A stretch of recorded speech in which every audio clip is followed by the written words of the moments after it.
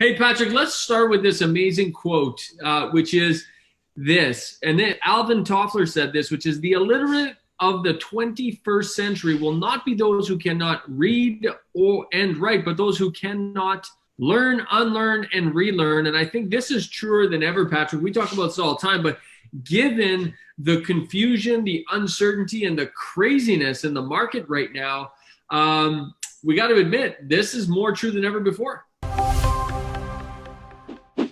It's so true. And it really showed up for me, when we look at who we are, RAIN is the number one source for real estate education, research, and real estate investor solutions. But when we look at that research part of it, and when we look at the source of information, it really is so crazy right now with the lack of information, the uncertainty, the confusion. And we know that going forward, the ability to learn, relearn, change what we're doing is going to be incredibly important. Because right now, if somebody is sitting on the sidelines waiting for things to go back to what was, there's going to be a huge opportunity missed, JG. Well, and you know what's interesting is a lot of people, and we're all guilty of this to a certain extent, but many people, they have a certain context, they have a certain framework for the way they think things should be, and then they look outside of them to prove that right. Yes. And you don't have to look far. You don't have to look far to prove yourself right. You really don't. Ever. And the thing is that right now, like I even think about homeowners, Patrick. You know how many homeowners right now, not necessarily real estate investors, they don't own 3, 5, 10 properties. They own one, their home. And they're thinking, should I buy? Should I sell? Should I refinance? Should I remortgage? Should I just renew my mortgage? Where are interest rates going? I mean, think of just the confusion. Forget being an investor, just the confusion in the homeowner market, given that some markets are going for multiple offers and things are going for 20% over asking. And then you have other markets that are not doing that at all. Very interesting, the confusion even created with homeowners, Patrick. It is, but it's so fundamental. As we know, doing this as many, 28 plus years that RAIN has been doing this and working with real estate investors, most homeowners hold their property, their primary residence, as an investment. So they want to make good decisions. They want to look into the future and say, well, what does this mean for me as I build equity in this home? What's the most impactful way to do it? And right now there's headlines all over the place that I know that some homeowners are even getting FOMO, that fear of missing out. I better buy now, or well, what's interesting about this right now, there's more people wanting to buy than there are wanting to sell. So there's a pent-up demand, that what they call pent-up demand for sales, but the pent-up demand for selling, so putting your property, listing the property, hasn't shown up yet they're anticipating it. And that we can go off on a whole tangent of what's going on economically and how we should be basing our decisions.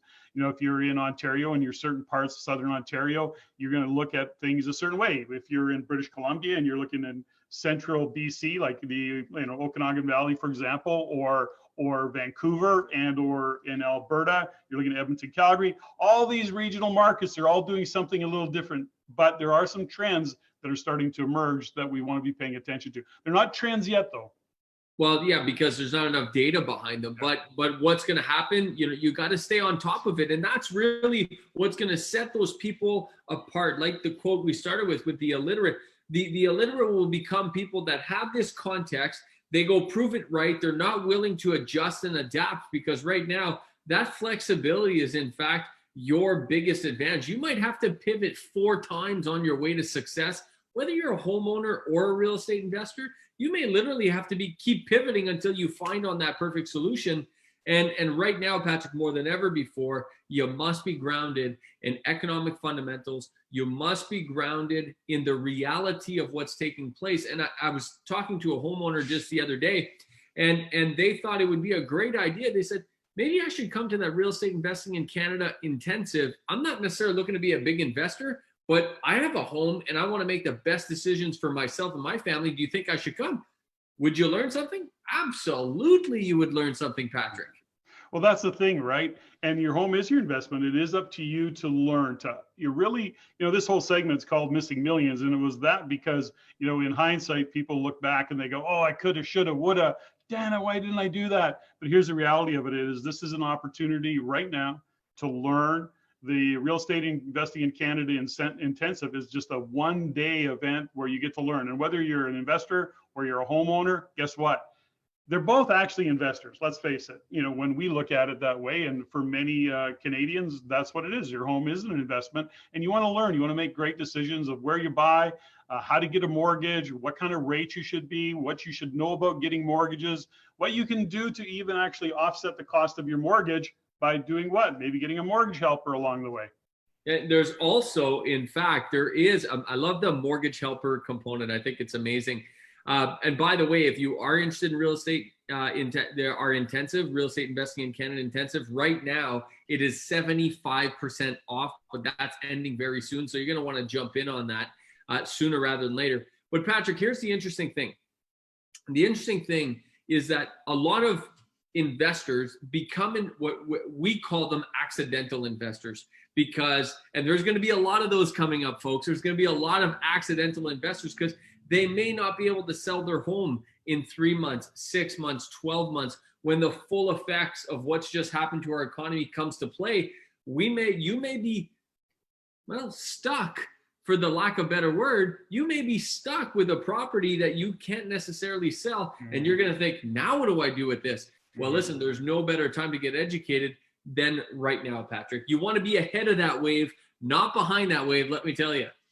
Well, we're in such an interesting economy right now. When we look what's happening, we could call it, I've heard the phrase used, it's a false economy. And there is a high degree of truth to that because right now, GDP is really, I don't want to call it non-existent, but GDP is very, very low. And what gross domestic product we do have is really driven by what our government's doing to support, the businesses and the individuals and, the residents of Canada, if you will, with CERB and the different wage subsidy programs and other subsidy programs that are going on. But that gives everybody a false sense of, oh, the world's all good. Well, really, the world's not all so good. And this too shall come to pass. And we will need to deal with the consequences, the ripple effect, if you will, of this particular support program by the government. And there's also, the fact is this is the first time ever that the entire world is going through the same thing at the same time. Whereas typically you might have a recession in Canada, but the US might be doing great and Europe might be doing great.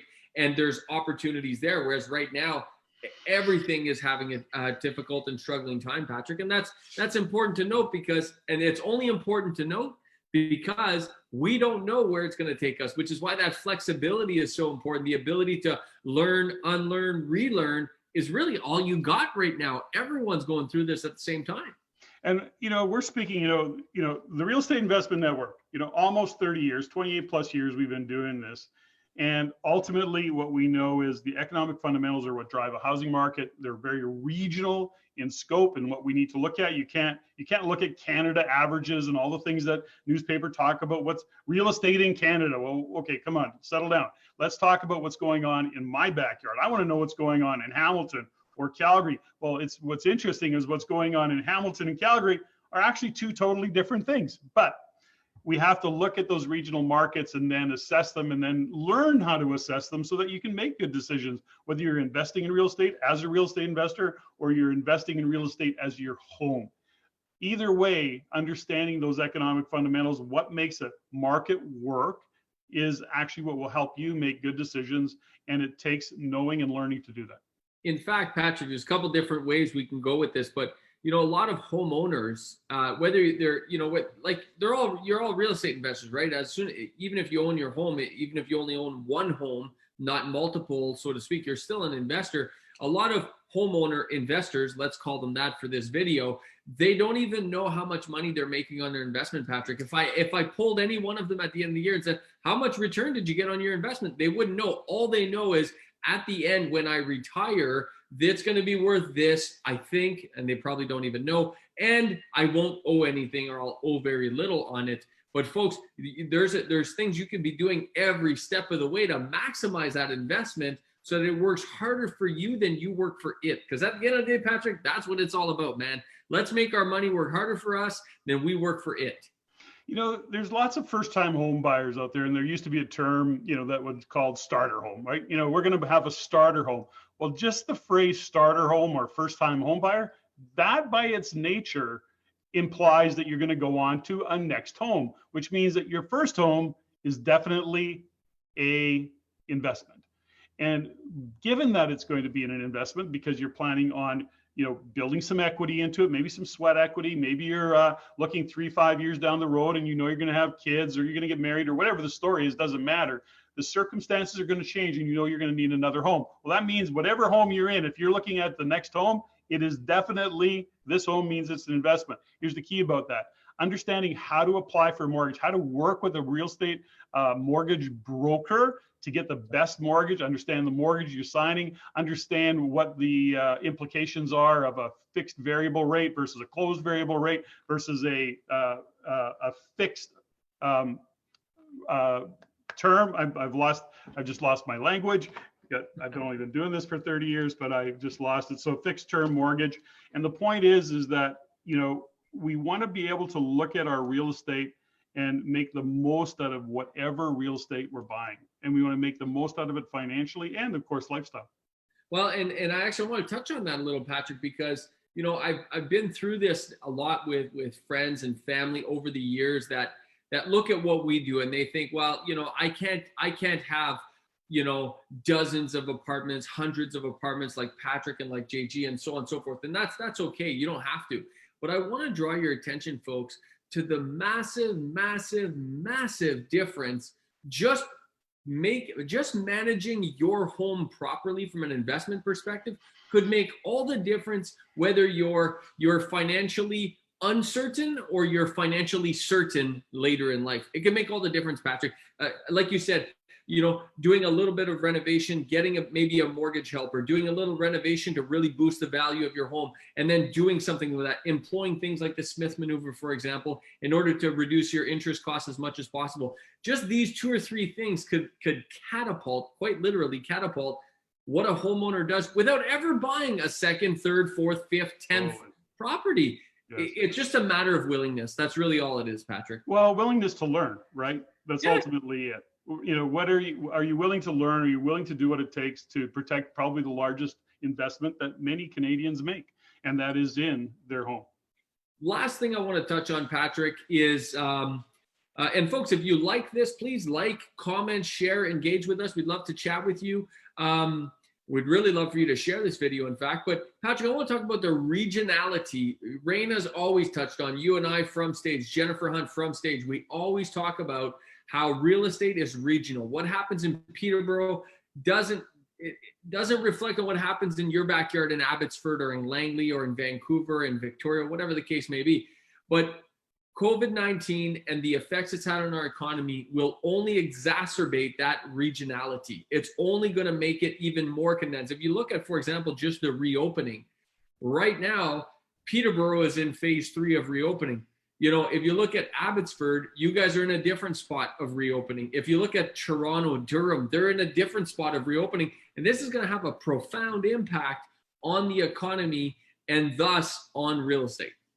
Well, it is. And what if you're buying a home and right now what's happening, seemingly, we don't know, it's not a trend yet, but so far there is a propensity for people getting out of urban, going to suburban, and suburban going to rural. And, you know, people getting out of the you know, downtown cores, for example, getting into suburbia. I can get more bang for my buck. I'm now going to be working from home more often. And so I need that space. I need to be able to, you know, put the kids away over there while I go to my office over here and not have screaming kids in the background because I'm going to be working from home 2, 3, 5 days a week, whatever it might be. And I want to get more bang for my buck. And I can do that in a suburban area where some from the suburban are going, guess what?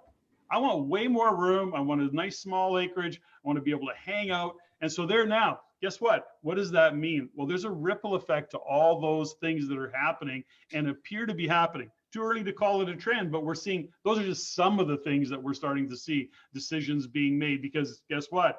Riding in an elevator, riding in a subway, guess that game's changing. You know, that game is definitely changing. Living in a small 600-800 square foot condo when you're going to be locked down perhaps at time. I mean, there's lots of anticipation of a second wave, and then even a permanent. I mean, there's conversations even right now saying this could last. You know, in Australia, I just read an article, Australia, haven't fact checked it yet, but I saw this as an announcement, is that Australia is looking at this as it could be a 2-year term where they're saying that lockdowns are going to be a normal part of what we're doing. Well, and you know where this comes from, Patrick, is if you look at just look what's happening. And before I say what I'm going to say, Patrick, you say it really well all the time, which is, as investors, whether you're a homeowner investor or a real estate investor with multiple properties, your job is to be ahead of the curve. Your job is to look into the future, not look into the past. And if you look into the future right now, you don't have to look very far. Look what's happening in the States, and they are starting to re-shut down again. Now, Canada may not have a second wave like the US is having. Maybe, maybe not. We can debate this all day, but I can promise you they're starting to re-shut things down. So you can expect what's going to come to Canada. Whether we have a second wave or not, Patrick, the possibility of a second shutdown is getting more and more real by the day. Well, we may even change what we're doing because, you know, our government's watching what's going on in the US. Our healthcare is looking at what's going on in the US and going, we're not doing that. Like, we're not going to go there and then have this happen. So we're doing it now anyways. Perfect example in Peterborough. Just today, it was announced that as of August 1st, you mandatory have to wear a mask in all public places, in all public stores, in order to prevent a further shutdown. Well, forcing people to wear masks, whether it's right or wrong, and that's not the debate here, it has an impact. It could have an impact on whether or not people are going to go to a restaurant, whether or not people are going to go to a place of business, say, you know what, I don't really need to spend that money and I don't really like wearing a mask, so I'm just going to stay home. That has economic impact, therefore has a real estate impact. And that's here's the thing about it. You know, here's the thing about all this, JG, is we're not here to frighten people. You know, that's not the point of talking about this. It's not to scare people. It's to actually say, slow down, take a look at where your education lives, look at what you need to learn so you can make decision based on critical thinking, looking at the facts. As a real estate investor or a homeowner, your job is to look into the future. You want to look into the future, see what real estate's going to do. That means you need to start to look at what are the economic fundamentals. What are the things that I need to consider when I'm buying my first or second or third home, or buying my first or second or third investment property? At the end of the day, we have to look into the future, and we use the economic fundamentals to do that. Right now, lots of uncertainty, lots of confusion. That's what RAIN does. That's what the real estate investing in Canada intensive, that program, that 6 hours of you, me, Jennifer, really hammering it out. That's what that does. And this is an opportunity for you to look into the future. Don't be missing millions, because there's lots of money to be made into the future when you pay attention. For 75% off, I think you can get it for like $71.75. What a no-brainer. Whether you're a homeowner, whether you're a real estate investor, whether you're looking to buy your first property or your 100th property, this is a no-brainer from that perspective. But Patrick, you're absolutely right. We're not trying to scare people. That's not our intention, because what's going to happen is going to happen. Your response, though, is in your full control. That's the key right there. What's going to happen is going to happen. And if you're not prepared to respond, pivot, and learn, unlearn, and relearn, then you're going to miss millions along the way, because there will be massive opportunities that will show up. And when are they going to show up? Well, that's what we're going to teach you. Well, and I've never been like anybody. I've never been through a pandemic and a global shutdown, but I have been around long enough to have been through at least 4 other recessions. So I can say that there are certain things that you can do during recessions and to actually make sure that you actually profit in the time of the recession, and because you see the opportunities that lie ahead. Yep. So folks, next stop for you, if you're watching this, if you're interested in this, please like, please comment, please share, and also sign up for our Real Estate Investing in Canada Intensive. It's a 1-day intensive. You have 2 dates to choose from, a date in July, a date in August. There's 2 various time zones that you can choose from. It's a no-brainer, Patrick, 75% off. Or join us at one of our upcoming winning and real estate events. Or skip all that. Join as a member, be a part of the community, Patrick. And join us, RAIN. We're the #1 source for real estate education, real estate research, and investing solutions, Patrick.